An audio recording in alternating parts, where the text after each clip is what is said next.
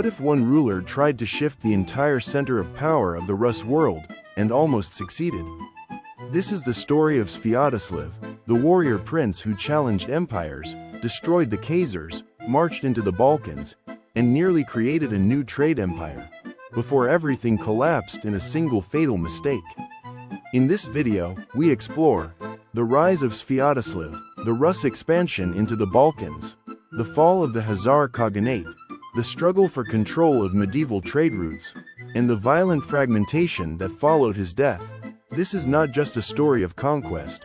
This is the story of ambition, trade, and the last great migration of the early Rus.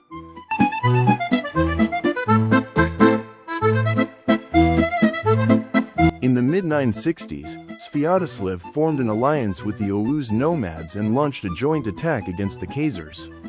The trigger? He discovered that the Vyatychi were paying tribute to the Khazars.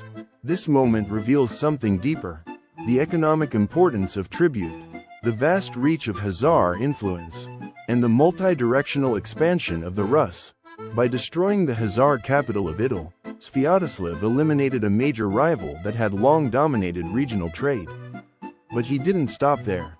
He attacked the Volga Bulgars and the Burdas, likely aiming to secure direct access to the Samanid realm, the primary source of silver for the Rus. Yet, despite these victories, he made a surprising decision. He did not settle in the lower Volga or strategic points like the Kerch Strait, even after raiding key fortresses.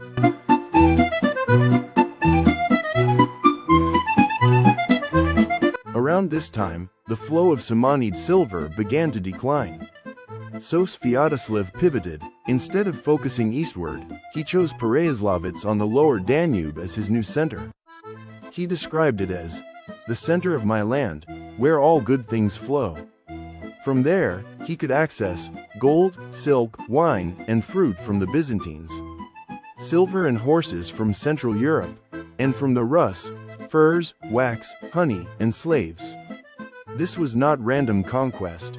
This was a strategic relocation of economic power, a bold attempt to redirect trade flows toward the Balkans.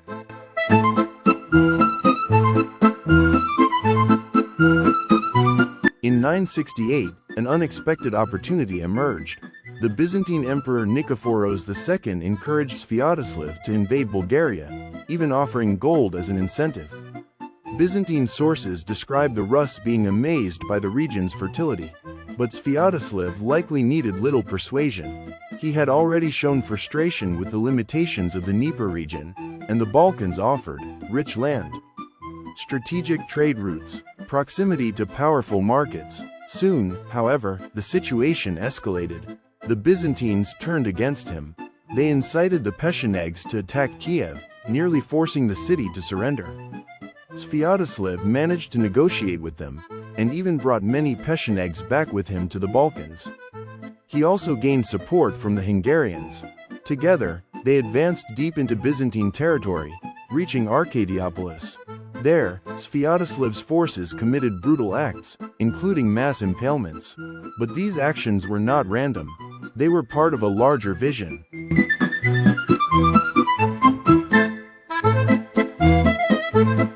Sviatoslav appeared to be building something unprecedented, a multicultural, multi-regional network of power. He assigned his sons, Europik to Kiev, Oleg to the Derevlian region, Vladimir to Novgorod. Meanwhile, he remained near the Danube delta. The Bulgarian ruler Boris stayed in Preslav, but Rus garrisons were installed across key locations.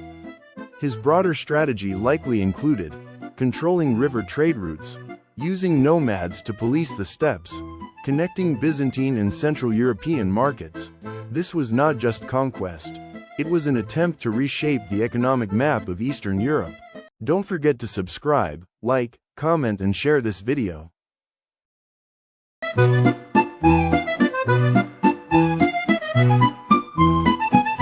Sviatoslav underestimated one critical factor: the Byzantines would not accept him as a neighbor. In April 971, Emperor John I Tzimiskes launched a surprise offensive through the Balkan mountains. Sviatoslav was forced into a defensive position at Dorostolon. He was trapped, the Danube retreat blocked by the imperial fleet. his nomadic allies bribed away. After intense fighting, a treaty was reached in July. Terms included, the Rus received grain and safe passage. They retained the right to trade in Constantinople. Sviatoslav promised never to attack Byzantium or Bulgaria again. Importantly, he did not fully surrender. He kept his loot, and possibly his captives.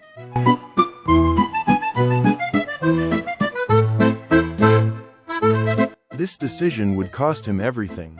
Transporting loot and captives slowed his retreat. In early 972, at the Dnieper Rapids, Sviatoslav and his forces were ambushed by the Pechenegs. Few survived. Sviatoslav was killed, and in a final act of steppe tradition, his skull was turned into a silver-plated drinking cup.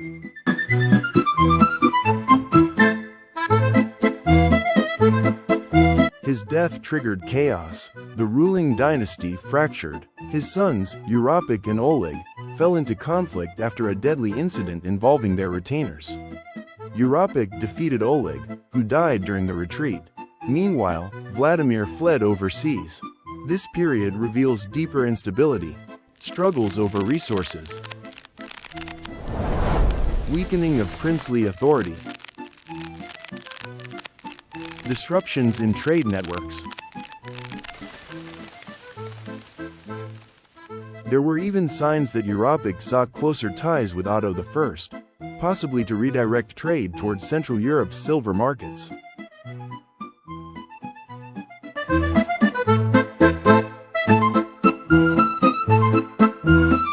As instability grew, new figures emerged. Men with Scandinavian names, like Ravolid and Turi, established themselves in key locations like Polotsk and Tarov. But the old trade route, from the Varangians to the Greeks, still held power. And it drew Vladimir back. After time in Scandinavia, he returned with a Varangian force, support from Novgorod, backing from his mentor Dobrynia. Though many of his troops were inexperienced, their numbers, and his leadership, proved decisive. Vladimir defeated Ravolid, then he showed his character. He executed Ravolid and his sons, married Rogvalad's daughter, advanced toward Kiev. There, through bribery and deception, he lured Europik into a meeting. When Europik entered, two Varangians stabbed him in the chest. By around 978, Vladimir had seized Kiev.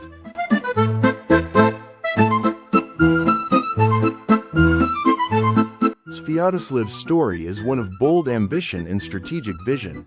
He destroyed the Khazar power structure, attempted to recenter the Rus world, envisioned a trade-based empire spanning multiple regions. But in the end, his downfall came from overextension, misjudging Byzantium, and one fatal delay during retreat. Had things gone differently, a Danubian Rus state might have emerged. Instead, his death led to fragmentation and opened the door for a new ruler.